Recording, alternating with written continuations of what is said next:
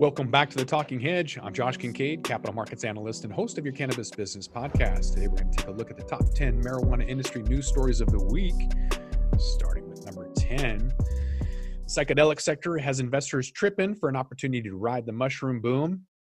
So the emerging sector recently gained global media attention with two new psychedelic stocks went public.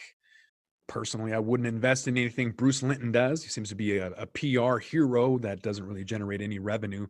So I will be sitting on the sidelines looking to see how that works out.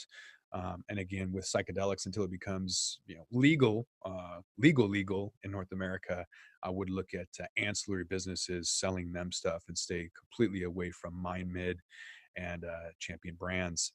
So number 9 is the cannabis producers continue to operate cultivation facilities amid COVID-19 pandemic. Companies are monitoring the pandemic, but continue to operate grow facilities.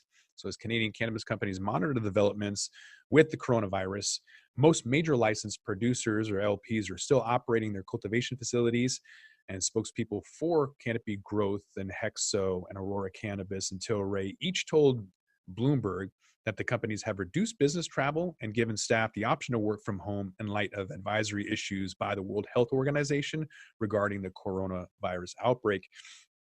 Here in Seattle, the kind of epicenter in North America, there's been some talk about closing rec shops, and yet that's considered a specialty grocery store. So it does fall under the opportunity to stay open for essential businesses because of the medical patients. So hopefully that'll remain available. But what they're doing is similar to coffee shops and other stores where you have to pre-order.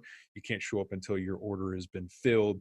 They'll send you an alert and then you go and you pick it up. So it's kind of like you show up and you're in and you're out. So just like a drive-through, they're not really letting people in to go shopping per se.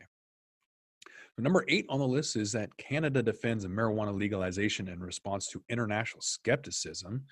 So the remarks were delivered by Michelle Boudreau to the UN Commission on Narcotics Drugs. The Canadian government touted the benefits of its legal regulated marijuana market in comments to the United Nations recently, saying that since legal sales began in the country a year and a half ago, the illegal market has already lost 30% of its market share, and rates of use have not changed among youth and young adults. I thought the UN was on board with trying to legalize. I know the World Health Organization has been putting off comments on changing its take or changing its ideas on not allowing cannabis worldwide. So kind of waiting for the U.S., I think, is one of the big contributors to both organizations. It's really all about money and approval from the U.S., unfortunately. So we'll have to wait and see how that rolls out. Number 7 is that Mind Bloom opens its first legal psychedelic clinic in the U.S. The new spa-like psychedelic clinic is located in New York and offers guided ketamine therapy. Mind Bloom, a guided and legal psychedelic therapy center, has officially opened its doors in New York's famed Fifth Avenue. The newly opened center offers clinician-prescribed and science-based guided ketamine therapy in a modern spa-like environment, and costs range from $150 to $250 per session. Number 6 is that Miss Universe Canada 2019 interviews Canopy River's CEO. So the CEO of Canadian licensed producer at Canopy Rivers sat down with Alicia Boston, who's Miss Universe Canada 2019 and apparently a cannabis crusader, to discuss the current state of business as well as the company's plan for 2020 and beyond. The company has a strategic partnership in place with Canopy Growth, the world's largest canopy company. Number 5, what can cannabis companies learn from Canopy's capacity cuts? The company's closing 2 greenhouses in British Columbia, which result in the job losses of 500 people.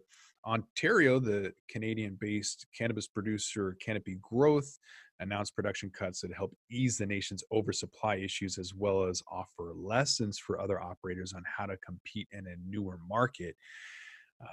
I don't understand how reducing their cultivation is going to help them in the long run. I think they've also ceased operations in Latin America, which is going to be a lot cheaper than trying to grow anywhere in Canada. So for me, this is more about short-term profits and helping their stock more than it is about long-term operations. So that's a negative sentiment in my mind. Even as the stock is up 4%, I just don't think that that's going to help them long term. Number four is deals are scarce in a bruised cannabis sector as the risk-off sentiment prevails. There's an oversupply. Means that fewer companies are looking to make any purchases even at these prices. So the pace of deal making in the already embattled cannabis sector is expected to slow even further. So industry watchers say as companies and investors retreat from the risk and recent turmoil in the equity markets. So just like Warren Buffett said, you need to be greedy when others are fearful, and be fearful when others are greedy. And right now, with depressed markets, this is a perfect opportunity. It's kind of like the banking sector saying we're not going to have stock buybacks right now, when right now is the only time that makes sense to buy your stock back is when it's cheap. They were buying their stock back at the highest price. Look at Boeing. Boeing was buying their stock at the highest available price, and then now they're looking for $100 billion bailout. Well, why don't you just go ahead and sell your stock? Oh, you can't? Huh. Well, I think that's capitalism. I think if you've made that poor choice, then you should just go out of business. That's my opinion, though. Number three is Alabama Senate approves medical marijuana bill. After hours of tense debates, the Alabama Senate voted on Wednesday to pass a bill to legalize medical marijuana in the state. So it's going to be really interesting down there if Alabama ends up having a legal marketplace. I think their neighbors are going to be pretty upset, just like being up here in Washington. Idaho is not happy with us. So there may be lawsuits from neighboring states, or this just could create some FOMO as soon as the tax revenue becomes published, and then forces some other states to follow suit. We'll have to see where that goes. Number two is that Hawaii lawmakers are introducing a plan to study psychedelic mushrooms with the goal of legalizing access. The proposal comes as a number of other states and U.S. jurisdictions explore relaxing laws around psychedelics. There's a pair of Hawaiian lawmakers pushing to explore the therapeutic potential of psychedelic mushrooms, introducing legislation that could one day make psilocybin-based products available to medical patients in that state. And finally, number one is a major trade group urges the Senate committee to pass marijuana banking bill. Currently, a bill that would resolve the banking issues is sitting with the chairman Mike Crapo committee. He's in Idaho. So more than a dozen major trade groups and advocacy organizations sent a letter to the chair of the Senate Banking Committee on Thursday asking that he advance a bill protecting financial institutions that service state legal marijuana businesses from being penalized by federal regulators. So 50 state banking associations demand the Senate vote on marijuana banking legislation. So banking associations from 49 states and Puerto Rico sent a letter to the chairman and ranking member of the state banking committee on Friday, imploring them to advance a bill protecting financial institutions that service state legal marijuana businesses. In a letter sent to Senator Mike Crapo and Sherrod Brown, the group stressed that they're not taking a stance on the broader question of cannabis legalization, but support House-passed legislation preventing federal regulators from penalizing banks solely because they work with marijuana companies. They urged a markup of the Secure and Fair Enforcement or SAFE Banking Act that was approved along sharply bipartisan lines in the House last year. So the groups, which include banking associations representing every state except Kentucky, added that the ongoing confusion over existing policy conflicts raises significant questions about whether financial institutions can serve ancillary businesses that don't directly deal with marijuana but may market products and services used by the industry. So they wrote, quote, without a change to federal law, the entire portion of economic activity in legal cannabis states may be marginalized from the banking system. The Safe Banking Act respects state sovereignty and does not facilitate cannabis sales in states that have chosen not to legalize the drug. Some of the headwinds comes from Mike Crapo of Idaho, who recommends a series of restricted changes to the bill, including limited banking access to marijuana businesses that sell products with the maximum of 2% THC. And advocates and industry stakeholders have protested these proposed restrictions or revisions. Having said that, I guess they're close to reaching a deal on the legislation and say that they're working through some of the objections that Crapo has in terms of safety, research, and guidance. Bloomberg doesn't think that the legislation will have much of an impact, that most banks are waiting for legalization, but the Safe Banking Act probably won't be passed before the November election. The chances of the banking legislation passing before November elections are dimming by the week.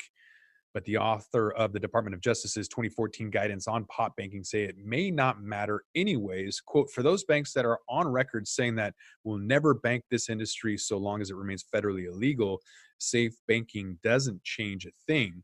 So even though the Department of Justice and the Financial Crimes Enforcement Network, or FinCEN, they've made it clear that banks and credit unions won't be punished for working with the pot industry, there's not a single financial institution that has been prosecuted or faced any kind of regulatory enforcement action just because they were banking marijuana companies. Regardless, it's still an issue. So the Senate is leaving that bill off its schedule, especially with the coronavirus. It's not really going to be given a precedence or a priority. And so probably looking at 2021 at the earliest, but it's a shot in the dark as well. Just have to wait and find out. So with that, we're going to roll this one up. I'm Josh Kincaid. This is the Talking Hedge. Don't forget to like, share, and subscribe, or don't.